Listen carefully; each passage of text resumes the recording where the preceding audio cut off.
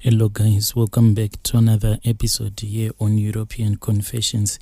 There is a message that I want to share with you guys, and this message, it comes from a message that was forwarded to me by one of our admins. The message reads like this: Hello my brother, can you please post for me as anonymous? My brother, I am a woman who is aged 49 years old. I want to tell you a story that happened to my husband and I at the time after we had gotten married to each other. This was after my husband had chosen me to become his wife against the wishes of his family. So when I entered into this relationship, people were fighting against my marriage, but we managed to stay together as hard as it was. But you know that when you do not have any kind of support, especially for us as black people, family means everything. When you are married to your man, if there is none of your husband's relatives that are willing to support you, things will get very difficult for you. So after we had gotten married to each other, at first I stayed at my in-laws' house, but it was very difficult. I was so confused as what to do anymore, because anything that I would find myself doing, they will just criticize me.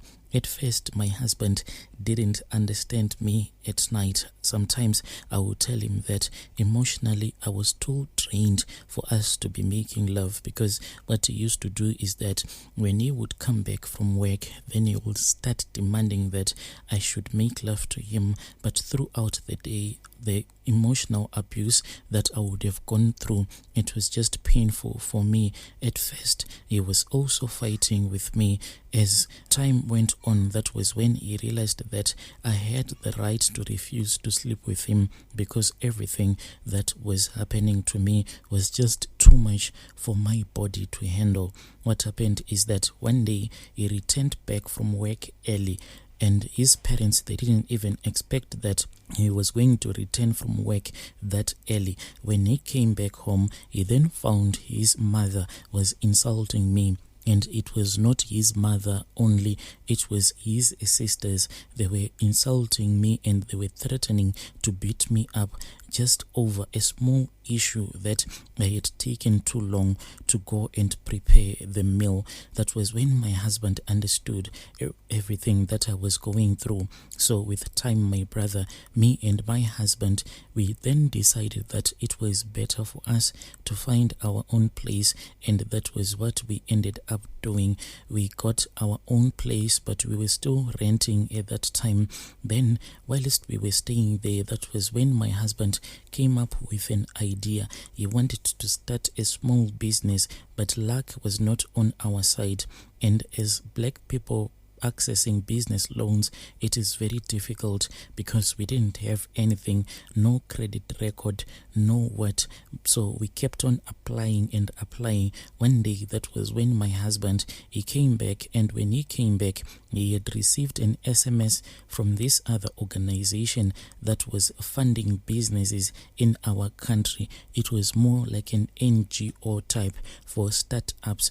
So when he came back, he showed me the message that he had received on his mobile phone.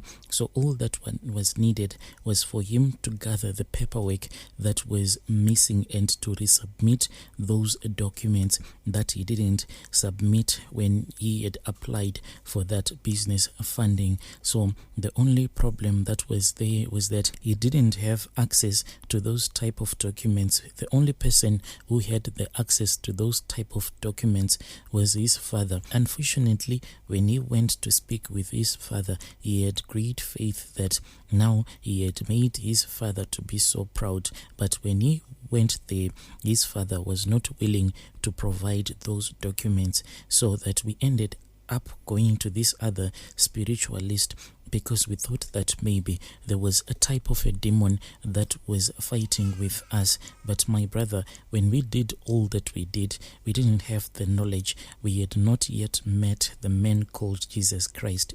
even up until today, my husband has refused that we give our lives to Jesus Christ. He said that it is all done. There is no need to go and repent and go back to poverty. It is much better that we die like this. At least we would have enjoyed the fruits of this world. At that time, we thought that whatever we were doing, it was the best thing for us. We then visited these other high priestesses. In our country, there is too much juju. Most of the people, they know it as voodoo magic. So we approached a certain high priestess, and we then went to her house, and all that we wanted to do was to chase away this evil spirit. So this high priestess that we visited, she was not your normal priest that built shrines in the forest. She actually stayed in a very beautiful house. She was just a normal woman, but she had this other presence, this spiritual presence that was always around her. She then invited us into her home, and we sat down just a normal, and we sat down, and whilst she was busy consulting with us, it was like a normal conversation that normal people do have. Then she started guiding us spiritually. My husband was the one who was speaking with her, and she said that she understood everything that we were going through, and she confirmed that there was a demon that was chasing away all the good things that God wanted to provide for my husband. But this demonic force, it was staying in my body. She said that the only way that we could pull out this demonic force was by me using my private parts. That was the only way that this demonic force could be pulled out of my body. She then said that there was this other auntie of mine who was the one who had cursed me at the time when she heard that I was going to get married, because she had set an oath at her altar that I was never supposed to get married. So at the time when she heard that I was about to get married, that was when she placed that curse, and that demonic force came and entered into my body through my private parts. So we had to pull it out of my body through the same way that it entered into my private parts. We could not understand what this meant. She then said that if you do not believe me, I want to do something that will be very powerful. She then said that I want you to believe in me, and she said I want you to go back to the bank tomorrow, and the bank is going to grant you a loan without any paperwork or not. My brother, this was quite impossible, but she made it possible. She gave my husband an egg, and she said to my husband, take this egg, and tomorrow I want you to go and apply for a loan. So go to the bank, and whilst you are at the bank, just before you would have entered into the bank, take this egg and place it into your pocket and get inside, sit in line until your time has arrived, and you will tell them that you are here to apply for a loan and you have been banking with them for a very long time. They are going to grant you that loan. My husband then went to the bank the following moment. The moment that he got out of the bank, he rushed to a place where there was a telephone, and he called the woman next door. Then she gave me the phone, and I spoke with my husband. To my surprise, my husband was shouting, and he was filled with joy. The bank that had previously denied us, saying that they could not grant us a loan because it would be considered risky lending, somehow the bank had changed its mind. They said that they had considered my husband's business plan, and for a very long time he had been banking with them, so they had decided to give us a loan, and they granted us a life-changing loan. That was when we returned back to that priest whom we had recently consulted with. She told us that more rituals were supposed to be done, because if we were not going to perform the next rituals, then that demonic force that was inside my body, that demonic force was going to squander all of that money that had been given to us. You know, when you are doing these things, you just do it for the sake of wanting to become rich. None of us would do these things using their common sense, because that woman then said to my husband, give me that egg that I gave you yesterday. My husband then handed that egg to that high priestess. She gave me that egg and she said that I had to break that egg using my thighs. The way that I was supposed to break it, I had to put it a little bit inside my private parts, then squeeze my legs together until I would have broken that leg. But some of the liquid was supposed to get inside my private parts, and as it will be getting out, she said that it will be pulling out that demonic spirit of poverty. So when I squeezed my legs together, she told me to quickly remove that broken egg, and I had to remove my underwear and tie it, and she gave me a plastic where I tied all of those items inside that plastic. I handed her the plastic, but she refused to touch it. He said, put it on the ground. Then she pointed at my husband and she said to my husband, come and take this and put it in your pocket. So my husband went and knelt in front of that plastic. She then said some ritualistic words, and then my husband was then allowed to pick up that plastic, and he then folded it and he placed it inside his pockets. Then that high priestess said that you are going to be granted another loan, but this one, it is going to be a house loan. Make sure that when you have been granted this house loan, you come here and you tell me so that I can go with you at the place where you are going to build your first house. We thought that maybe this was just another joke, but within a couple of months, we then got another notification from the bank. They had granted us a loan. Actually, what they did is that they just directed us, because there was this other program that they were running with this other third-party company that wanted to develop this other area. This area in our city, it is a place where most of the richest people in our city build their houses. So we went there and we filled up the forms and the loan was granted.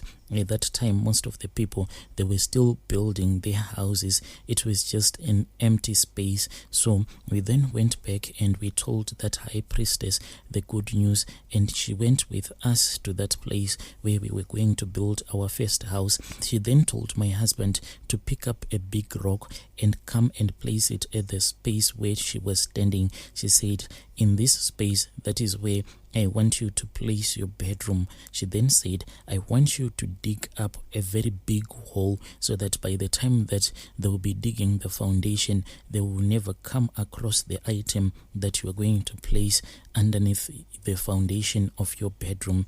So after that, she then gave my husband some charms. These charms, they were inside a small glass bottle, like those nice smelling perfumes. That is what that charm smelled like. It really smelled sweet. She then said, after you've dug up your big hole, I want you to bury this small charm as well as my underwear, that one that I was wearing at the time when I had placed an egg inside my private parts, and after that I had broken that egg.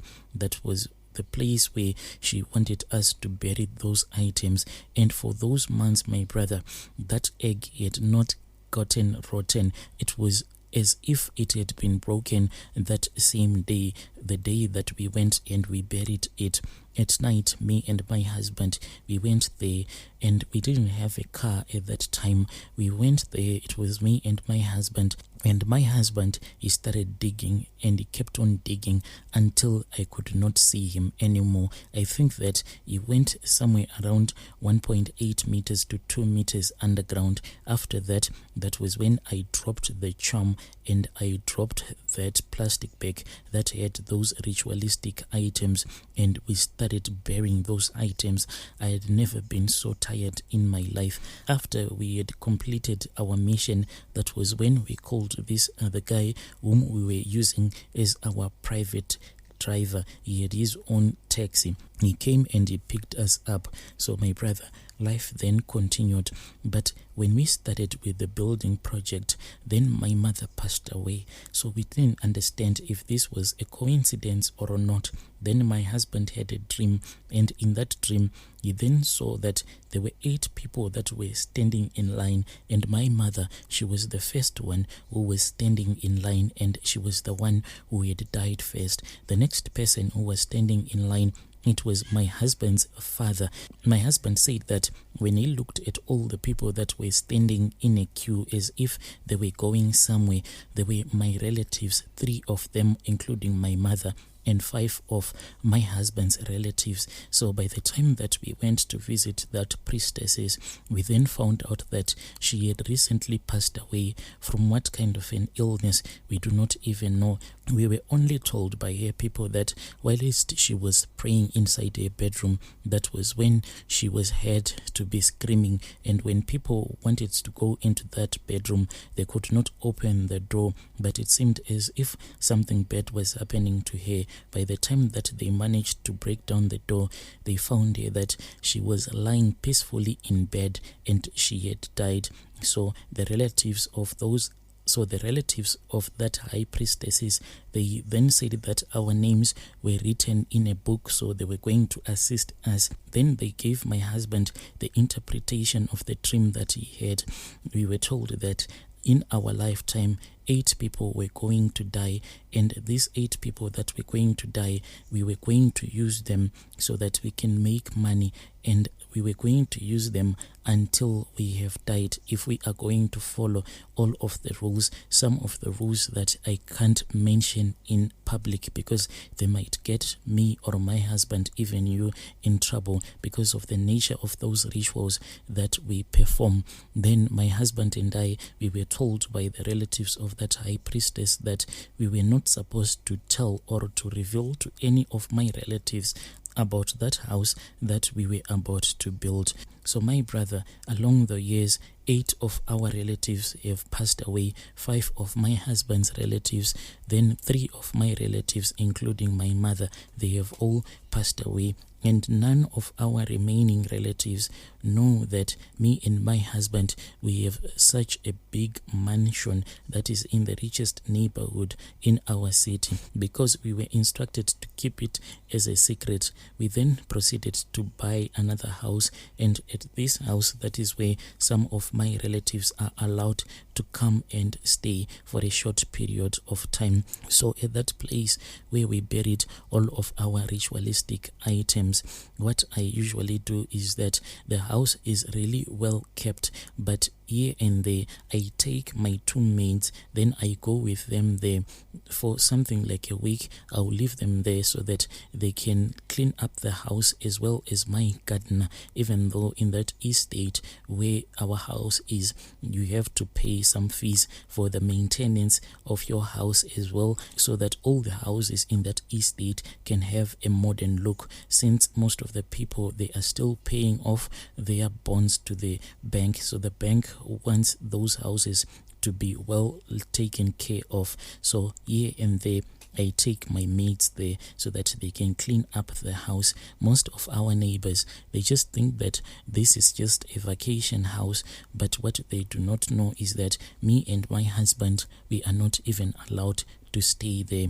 As for my maids, they think that this is a house whereby if we have any of our business partners visiting us in our city, then we take them and they will stay at that house. But what they do not know is that for years and years, they are the only ones who have slept in that house, because no one is allowed to stay there permanently.